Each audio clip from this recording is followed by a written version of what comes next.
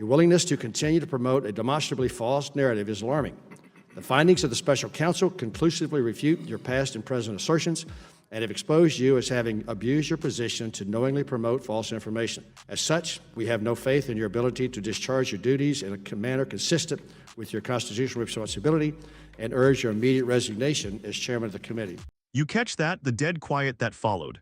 That's what it sounds like when someone finally has to answer for what they've done. For years now, we've all seen Adam Schiff make the rounds on every cable news network, telling us he had rock-solid proof of collusion. He gave us his word. He stared straight into the camera and told us the president was working for Russia. Then what happens? The Mueller report comes out. The special counsel finds zilch. No conspiracy, no collusion. Does Schiff say he's sorry? Does he walk away? Nope. He digs in even deeper. But today, the Republican members of the Intelligence Committee said they've had it. You'll want to hang on until the finish because what Schiff says back is straight-up manipulation. Let's dive in. I'm going to turn to our witnesses who are the subject of the hearing today, but before I do, and as you have chosen, instead of addressing the hearing to simply attack me, consistent with the President's attacks, I do want to respond in this way. My colleagues may think it's okay that the Russians offered dirt on the Democratic candidate for president as part of what was described as the Russian government's effort to help the Trump campaign. You might think that's okay. My colleagues might think it's okay that when that was offered to the son of the president, who had a pivotal role in the campaign, that the president's son did not call the FBI. He did not adamantly refuse that foreign help. No, instead, that son said that he would love the help of the Russians. I think it's immoral. I think it's unethical. I think it's unpatriotic. And yes, I think it's corrupt and evidence of collusion. Now, I have always said that the question of whether this amounts to proof of conspiracy was another matter. Whether the special counsel could prove beyond a reasonable doubt the proof of that crime would be up to the special counsel, and I would accept his decision, and I do. Mr. Ambassador, you are recognized for your opening statement. I will not yield. Mr. Ambassador, you gentlemen, yield because you just made some things about all of us that I think we all should get the opportunity to respond to. If you're going to say we think, you ought to allow us to speak of what we think. You can use your 5 minutes to speak. You attacked me in your opening statement, and I responded. I have not had an opportunity to respond at all, especially to your statements of what we think, because no one over here thinks that. No one over here. I mean, you cannot speak for us. You cannot speak for us. Ms. Turner, you're not recognized. Mr. Chairman, I'm asking for your resignation today because I believe you are advancing Putin's work. I believe the chair has abused his power in these processes, and he's misrepresenting the information that we've received in classified sessions. Now, Mr. Chairman, when this body understood that McCarthyism was something to be rejected, it for years watched it. But you are using that. Gentleman from California withdraws point of order, who seeks recognition. Gentleman from California is recognized. Mr. Chairman, much as I don't like certain parts of the Mazur decision, it clearly applies in this case, and the committee is required to engage with the White House in order to seek an accommodation over materials held by a private party, as they were in the Mazur's case, and seek to resolve this with the White House. So I would ask unanimous consent that we enter into the record your correspondence to the White House. Without objection. Seeking to engage them to resolve this, and I thank the chairman for not objecting.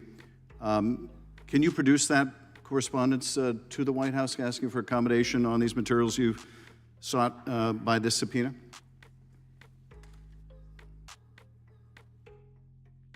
First time they reached out to us was 2 days ago. Yes, and of course the author expressed the concern that these materials may implicate interests of the executive. I think that was weeks ago. But having admitted without dissent your correspondence to the White House, can you produce that for us where you have sought an accommodation, where you've sought to work this out with the White House? Can you share that with us since that is now part of the record? Well, I thought you had it. You wanted to enter it into the record. I do. I presume that, knowing your responsibilities, you have sought to engage the White House. So, Mr. Chairman, point would of you order. produce Gentleman's the... recognized for point of order. I think a unanimous consent request to submit something to the record is where the person who's asking for the floor is the proponent of submitting information that member has.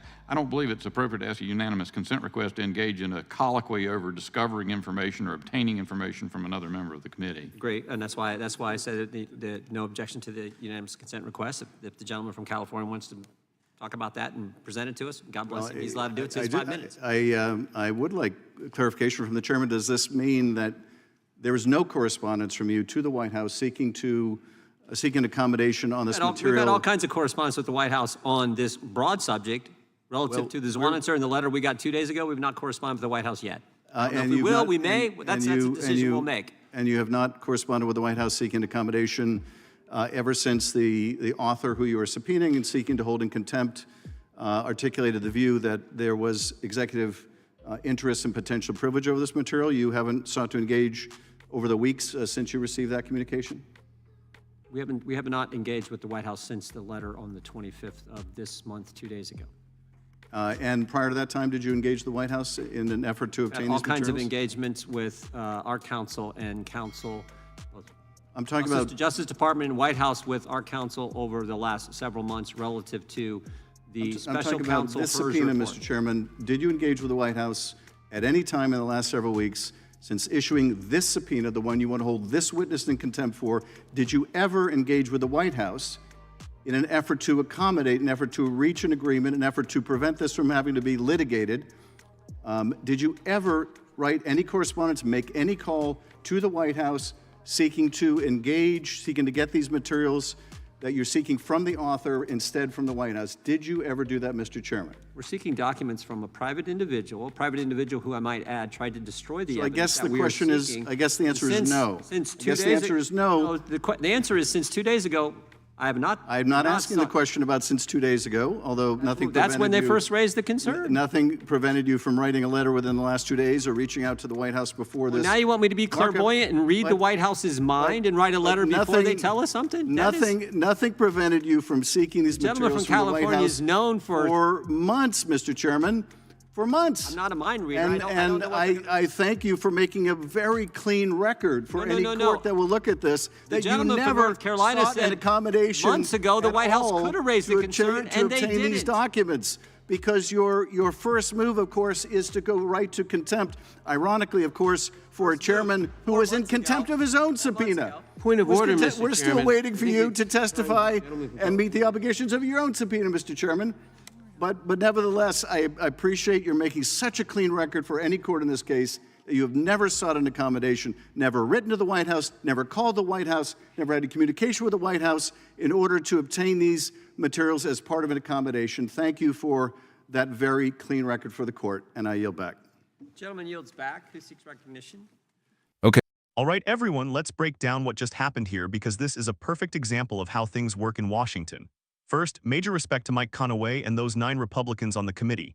It takes courage to tell the chairman right to his face, we don't trust you anymore.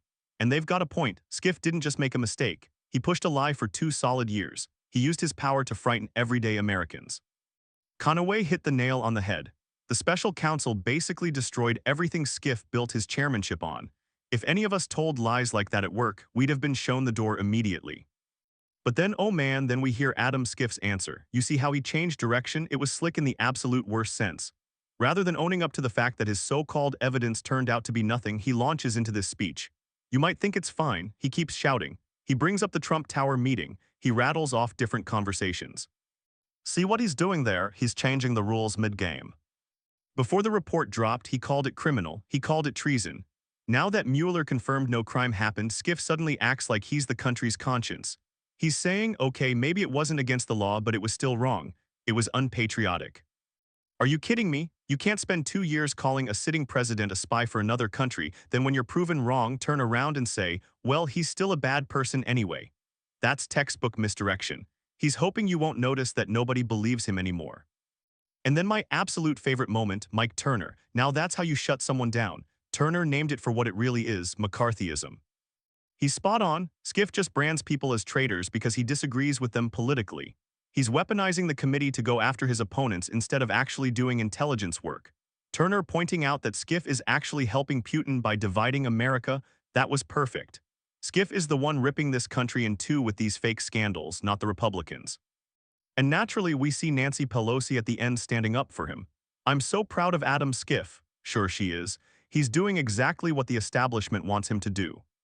But the rest of us living in reality, we can see straight through this act. Here's the truth: Schiff can't be trusted. He leaks information. He makes things up. And he shouldn't be running the Intelligence Committee. He needs to step down. End of story. Drop your thoughts in the comments. You think Schiff makes it through this, or is the heat finally catching up to him? Make sure to hit like and subscribe because we're staying on this story. Catch you in the next one.